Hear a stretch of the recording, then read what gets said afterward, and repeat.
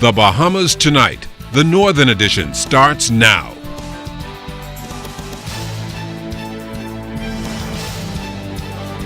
The Bahamas Tonight, the Northern Edition. Good evening, everyone. I'm Sabrina Brown. Thank you for joining us. Topping the news tonight, the members of the Constitutional Commission bringing the informational campaign on the amendments to the Constitution on gender equality to Grand Bahama today. This morning, members of the Grand Bahama Christian Council were able to hear about the 4 equality bills that Bahamians are expected to vote on come November 6th. Some members of the Christian community had some reservations about the bills, and today Commission members were able to address their concerns. Shashina Roll was there. With over 200 churches on Grand Bahama, only a handful of pastors attended the informational seminar on gender equality. Among the Constitutional Commission committee was former minister under the F&M government, Teresa Moxie Ingram, who told pastors in attendance that there is a bipartisan approach to these bills. We have now come at this exercise for a second time.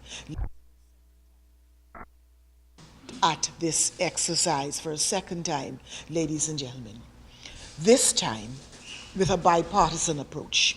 This time with the whole idea and the reality that both the governing side of our parliament as well as the opposition side of our parliament have gone on record, public record, as saying this is something we all believe in, this is something that we feel passionately about, and this is something that we wish to see happen in our Commonwealth at this time. The discussion was led by retired Justice Ruby Nottage. She showed the clergyman a map that listed countries in the world that limit women passing on their citizenship to their families. Let me read you the names of some of the countries. Lebanon, Iran, that's where they beheaded that man just the other day. Iraq, Bahrain, Qatar, Libya, Somalia, Malaysia, Brunei, Burundi, Swaziland. These are all countries from the Middle East, North Africa, Sub-Saharan Africa, and most of them follow Muslim law or Sharia law. And so it is not unusual that they do not, in their laws, their secular laws, permit women to pass on citizenship to their families. Only 3 countries in the western region limit women from passing on their citizenship, and that's the Bahamas, Barbados, and Kiribati. Unlike the Bahamas, these 2 countries have already begun changing their laws. The most controversial bill, particularly for pastors, was Bill number 4, which seeks to end discrimination based on sex. She explained thoroughly to the pastors what sex means under the law. The government has 30 seats. So you see how close it is. If the government is to pass this by themselves, they have a room for only losing 1 seat. All right? Because they only have 30 members. And the bills must pass with 3/4, which is 29. So what has to happen numerically is that you need to think of a bipartisan approach, which is important. That's a part of our democracy. You should not have one group telling you what to do and the other is just ignored. She adds that there are 38 members in the House of Assembly and 3/4 or 29 votes are needed for approval. If you were to have a case brought up in the protection of your fundamental rights and freedoms, and you were to say, my fundamental right of having life, liberty, and the person protection of the law is based on my color, my creed, or my sex, it means that as a male or a female, you have these rights. It doesn't mean anything else. It doesn't have anything to do with whether you have a sexual preference to be female, even though you're male. That isn't what this is saying. This is saying that on the basis of your sex, meaning male or female in this society, you have these rights. Shashina Roll, ZNS Network News. President of the Grand Bahama Christian Council, Reverend Peter Pinder, among those attending the meeting held by members of the Constitutional Commission.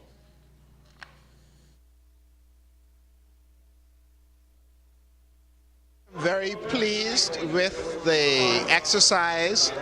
I believe that the information given was very helpful, and it was presented in a manner that enables us to share it with other people. So I am so grateful, and personally my fears were relieved when it was explained regarding section 26.4 that ensures that the, marriage is between a man and a woman. Other pastors say they are pleased with the informational seminar and they are now better informed. I think for the most part you're going to get Bahamian people approve this. I believe Bahamian people believe in gender equality, but they just want to get it right. I believe it was very informative and extremely helpful to those of us as church leaders. I think now we have a clearer appreciation for what the amendments are trying to achieve, and so we can help our people to arrive at an intelligent decision. The church is one thing. You can have beliefs in the church and so forth and so on. The state is another. The church can discriminate as much as it wants to based on its beliefs, but the state ought not to. The state ought to ensure that all of its citizens are protected. Really wanted to hear and understand what this is all about. And based on this Constitution, it's very important for us to be involved as ministers so that we can take it back to our congregation and be able to share what we have heard here today. I believe that it was very successful. And again, I do support most of the bills. Well, this afternoon, members of the commission met with police and defense force officers at police headquarters to encourage dialogue on the 4 bills before Parliament. Commission member retired Justice Ruby Nottage says they want to clear up any misinformation that may be associated with these bills. The police are a very important aspect of any community. They really will tell you where the heart of the community is. They know instances where families are hurting. They know instances where there's severe need. And so if you speak to them and clarify for them the issues that are being presented, you're not speaking to just one person. You're speaking to at least 5 others and even more, because the police know the scene. And we feel that they have to understand the scene. They have to understand what they're working within. And so if we can clarify the issues for them, I think that that is a very big step. This is the Constitutional Commission's first visit to Grand Bahama since the bills were tabled in Parliament. Justice Nottage says the meetings on Grand Bahama have been fruitful and they plan to return to hold another meeting with the Christian Council and other sectors of the Grand Bahama community. And then to meet with actual church audiences and NGOs, some of the social groups, and even into the unions. I'd like to meet like the teachers union. I'd like to meet some of the hotel workers unions. These are all important people who need to know of their constitution and understand the amendments that we're about. So the next time we're probably going to target the hotels, we'll target the teachers, and we'll probably even go farther afield than Freeport. We'll go into West End and up to High Rock and meet people who really want to hear what this is all about. As plans continue for Bahamas Junkanoo Carnival next year, the Minister of Tourism is highlighting the significance of this festival to the country's #1 industry. Minister of Tourism Obi Wolshcombe says next year is going to be major for the country with the launch of the Bahamas Junkanoo Carnival. He says the cultural festival is all about celebrating who we are as a people. We're seeking to cause people to understand that we want to share with them what makes us who we are. We're a country 41 years old, and look where we are after 41 years compared with many other countries. We've had our ups and downs, but we've had changes. We've had a democracy that works, and we've been able to, notwithstanding any difficulty, rise as a people. Junkanoo reflects that, because when you see the people of the Bahamas, you hear the pulsating sounds, You see Bay Street, you see the wonderful creativity. Minister Wilcombe says as we take our culture to the world, Bahamians will play a greater role in the promotion of the islands. We've entered into a new era where we're focusing on Bahamians. We're focusing on using Bahamians in our marketing. We're focusing on using Bahamians as a product. And we intend now to cause people to know that there's more than they do know about the Bahamas. And so our carnival, our Bahamas Junkanoo Carnival, will be a major celebration. But he told the business community that the success of the destination will take a concerted effort. We're trying to get everybody involved, no matter if you're sweeping the streets or you're running the big major corporation. You have to be involved in what we're seeking to do. You have to be involved in causing this country to return. We're seeing wonderful signs now. Growth is coming back. But for it to happen, we have to continue to march forward. We've got to continue to work hard. But we can't work hard only as a government.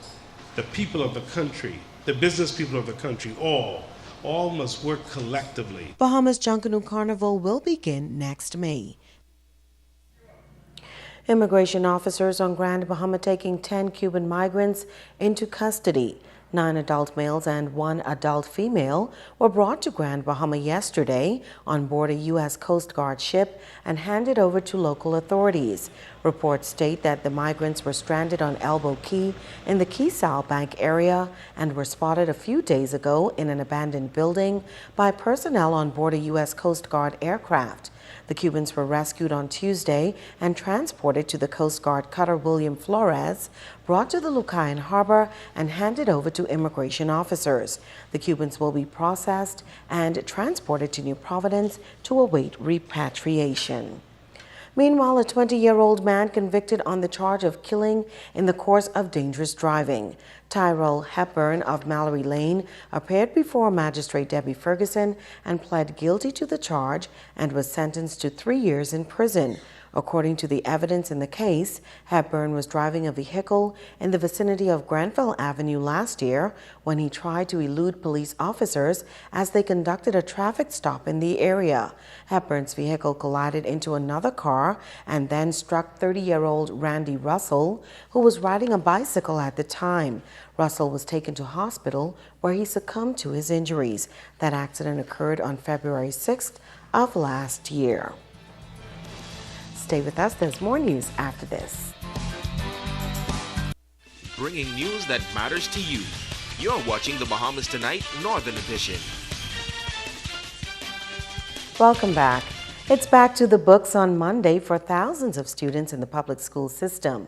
And teachers here on Grand Bahama are getting some advice from the leader of the Teachers Union ahead of the new academic year. President of the Bahamas Union of Teachers, Belinda Wilson, in a highly charged address to educators on Grand Bahama, noted that this school year will be a monumental one. She called on teachers to keep pace with national issues and prepare their students to play a pivotal role in the country. Math and business teachers, you will have to teach your students between September and December how to calculate VAT at 7.5%. History and social studies and civics teachers, you will have to explain the constitutional bills and amendments and the implications of voting or not voting on referendum day. Geography teachers, you will teach your students about the viability of industries such as salt mining, aragonite, oil drilling, and renewable energy. She told the nation builders to work along with their administrators for the betterment of the students. The master and senior teachers are an asset to you, not a threat. They are an asset. They can assist you in delivering quality education for equitable development. So employ methods that work within the culture of your school. The BUT president also noted that Ministry of Education officials have a mammoth task ahead of them, and she encouraged officials to work with all stakeholders moving forward. Not just include us for the sake of inclusion, but to value our views and consider our recommendations. Paul J. Meyer puts it in this way: Productivity is never an accident. It is always the result of a commitment to excellence, intelligent planning, and focused effort. Sabrina Brown. As teachers and students get ready for the start of the new school term, Deputy Director of Education Sandra Etchcombe says she's looking forward to a productive year. I get outstanding results in our academics and our sports area, our cultural area.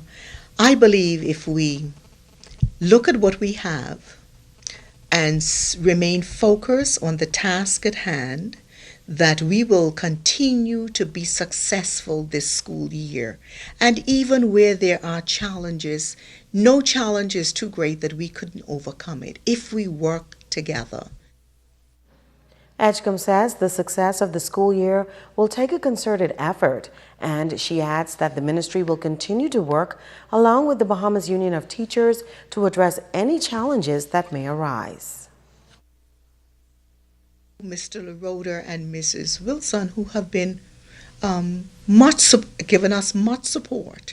Some situations could have been worse, but they're not because we work together. So if we go in with that spirit of unity and that spirit of continuing to build this district into the best district, the challenges will not be seen as challenges.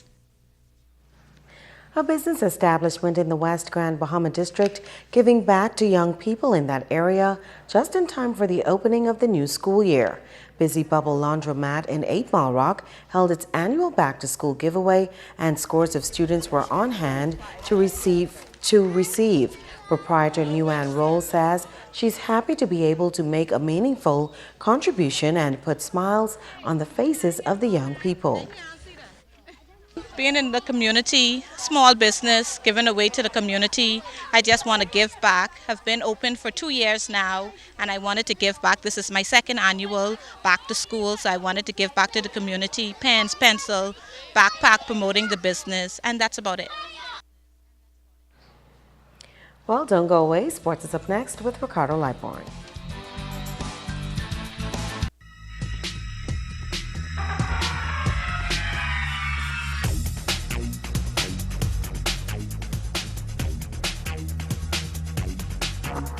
Everybody, it's Sports Time. I'm Ricardo Lightborn. This one tonight is for Betty Foxy. Yes, she got a big bash planned for the weekend. Behave now, Betty. I ain't gonna say no more. You just behave. Well, the Grand Bahama Softball Association with fast pitch on the diamond. The Eliminators and the Sweepers crossed the line. Let's see how they did. The Control Chemical Sweepers and LNet X Eliminators crossed the line in men's play, and LNet opened aggressively. The next batter hits into a fielder's choice. Easy out at second, you would think. It's a force, but they blew it. Next batter shot to third, and that's another error committed by the Sweepers. Okay, it's got to stop. Short right to the pitcher, Dexter Hall. You know how to snag it. Well, it's hard to take LNet, and they also shut down the line to left. Control Chemicals having a real bad game. Control Chemicals trying to swing the momentum, and a good one here, but nothing happening. Lenny Richardson then uncorked a wild pitch, and the run will score. The next batter hits into fielder's choice, and the RBI to match. Control is on a roll. Control Chemicals feeling pretty good about this one, and also plating a run. LNet also were not done yet. The bat simply got on fire. Lenny Pink Richardson helping his own cause. LNet, Desmond Russell unloaded on this hanging fastball to left field. It's over the left fielder's head. Russell will get a triple. Again, the Sweepers' defense came into question. Routine ground ball to first. It's called softball, guys. LNet came away with 11-6 win. Ping picked up the win. The loss went to Dexter Hall. Good. Well, let me go to the fast pitch. Slow pitch, that is. Cooper's Destroyers feeding. That is the GB Port Authority Regulators 16-1. Robert Cooper got the win, and Nevada Russell the loss. Immigration Enforcers defeating Western Blue Marlin 7-zip. And in the men's fair, the HUGLO Braves put away the Tennis Lutherans 18-5. Keel Pinder got that win, the loss simply right there. Now, Portside and Control Chemicals, they are away, folks. They're going to be in Abaco tonight. They're playing Inter Island Play, the Murphytown Ballpark. I wish I was there. They start at 8 o'clock. Should be a pretty good one. We'll see how the guys do in turn make it out. My Body and Soul Fitness Back to School Run, Walk, and Bikeathon is tomorrow. Make a promise that you're going to get in the gym, guys, and you'll see why. Saturday morning is a call to run, walk, and bike with the team of Mind, Body, and Soul Fitness. It's a back-to-school run, walk, and it's Saturday from the Circle Mall to Rafferty Circus and then north to the airport and then back to the gym. Alice Williams says that Grand Bahamas invited to take up the challenge and shake off that summer stuff. During the summer, kids, they go out and they eat chips and a lot of bad salt and bad foods. So now it's time to go back to school and they need to be healthy. So we're going to have this fun run walk so everybody can come out and exercise so their bodies can be nice and healthy for back to school. Davina Roll is a part of Alice's A-Team. The run walk will get kids ready and parents for that thrill about the first day. We don't only want the kids to be healthy in their minds, but we also want them to be healthy in their bodies. So Alice decided to put together again for another year the Back to School Fun Run Walk. Mind, Body, and Soul Fitness facility is well equipped, and the only thing that's missing is you. Ryan Russell says Saturday you can try out and get first-hand working on yourself. It's a jump start and a kickstart for those who trying to get in shape, especially for the back to school rush. You know, a lot of people always promising to come to the gym, but they need that first day, that motivation to get that. And they can use Saturday as a kickstart to start the gym. We're going to have a bunch of prizes and surprises for all the young kids that attend. So please bring your kids. You know, we're going to have prizes and surprises for them, you know, and kids like prizes. So bring them, and it also is a good kickstart for them to get back to school and get fit. The Back to School Fun Run, Walk, and Bikeathon starts promptly at 6 a.m. Saturday. Make it a back to school and fitness promise.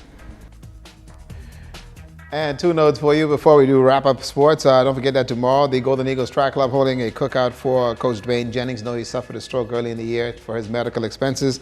And then also the Mitch Mortimer tournament, 9 o'clock start tomorrow morning. I am on the 4th tee.